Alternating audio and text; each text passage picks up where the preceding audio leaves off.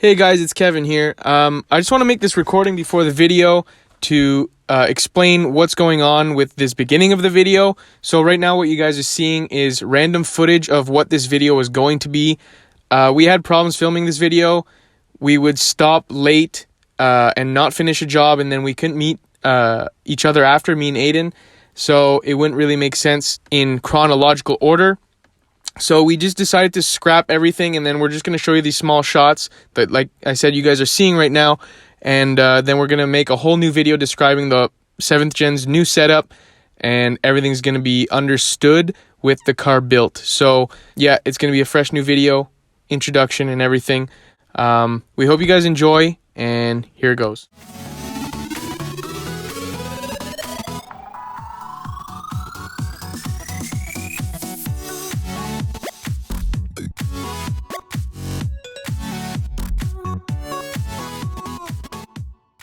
Welcome back to the KSS YouTube channel. On today's episode, we're going to be talking about the 7th Gen and what the hell's been going on the past 2 months. I'm not sure if it's been 2 months since a video, but it's been a month that we've been having delays with this thing. So the new setup looks identical to what it was before. So it's the same turbo manifold, same turbo, just a new one, but still a GT3582. Same intercooler, but the difference is in the engine. The engine, I went with a setup that is just rods and lower compression pistons. They're not forged or anything, they're still Honda pistons. They're out of an A3, which lowers the compression because this is going to be a tuning thing that we're going to be going for in the next, I'd say, week or two. So yeah, the motor is a K20 Z3 block, K20 A2 head, Eagle rods. The bearings are stock. I didn't even change them. They're not even new. The bearings were fine in the block I had, so I just used those. Type S oil pump, and then the transmission is still the same. It's an EP3 casing, but I put CRV gears since in the beginning of the season we blew the final drive in the EP3 gears. So CRV gears, 5-speed with a LSD in it. A fun mod that we did was electronic power steering out of a SIR EP3, the hatchbacks. We had to deal with like wiring it in, and I went on multiple forums and I didn't understand exactly what people were doing and saying about which wire colors to use, and I used one and that one works, and I've been having power steering since then. As you can see, we also painted the engine bay real quick. This is obviously not a professional job. I just went quickly, sanded the big rust spots, and just made a nice black coat everywhere. Yeah, that's pretty much the setup. Is just a whole new motor, and with those rods we're going to be able to put more boost and more power to the ground. My brake system is redone. So Jeremy, the guy that we built the other 7th Gen, he did this and it works, and it's actually how you run apparently a sport front wheel drive car. Is your pedal is your front brakes, and then you have, for staging brake, you have a handbrake, which we did. We'll get to that in a second. So yeah, my pedal, so instead of going to a proportioning valve, the two lines is 1-to-1 caliper in the front and the other to the other front caliper.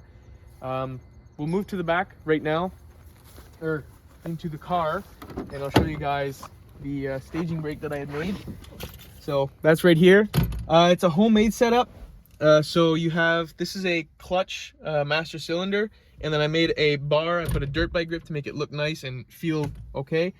And it's just a plate with some bracketry to hold the caliper, and then this the handle, and it goes under this shifter plate, and it's all solid. It really doesn't move. I mean, there's a little bit of flex, but it's okay. This is a bracket that holds a master cylinder reservoir, and then you just feed it. My line goes under the car, and then we can't see it right now, but it's a T, and then it goes into both wheel cylinders for the rear. I don't have disc brakes in the rear yet, so we're going to be trying to stage with just drum brakes. One day I do want to do discs in the back because drums are not going to cut it forever.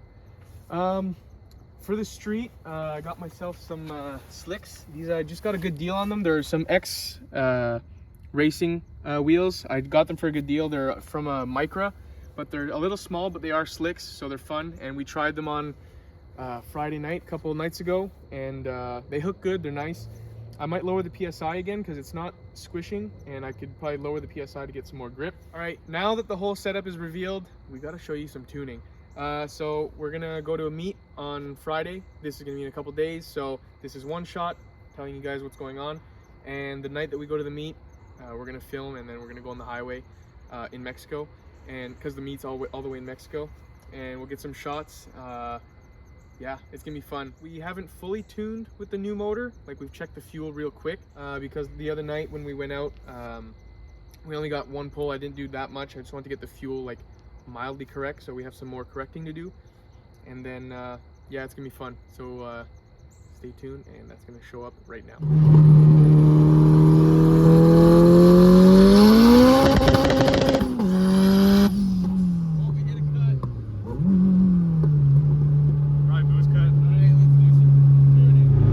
So we just did that pull. As you saw, I hit a cut. It's commonly known as boost season right now, and if you look at the log, we hit 28.4 pounds of boost. Yeah, there it is. That means it's my boost cut, because my boost cut is at 28. So okay, we got to get off here. So yeah, we hit boost cut, so we're gonna maybe adjust with the boost controller, maybe set it down a bit, because the air is so cold and dense that it's making it hit boost easier. So we're gonna look into that, and then we'll do some more pulls after. Okay, so we just took some duty cycle out of the boost controller. As you can see, it's really cold out. So let's see what this does. I'm gonna do a little 2, 3, maybe 4 pull.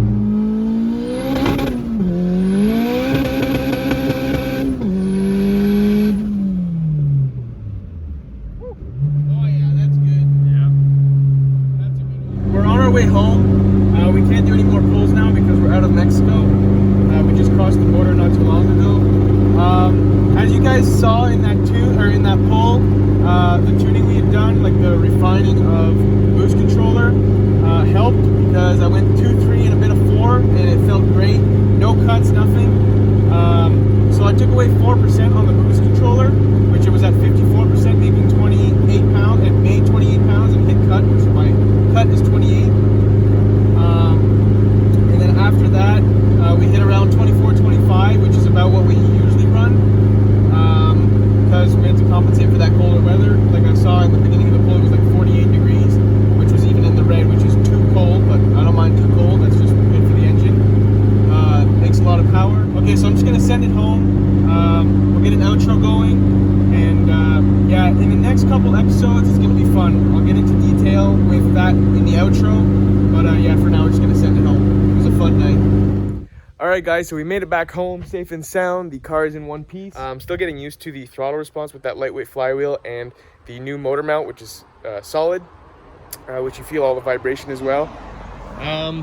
Yeah, so that's the 7th gen's new setup.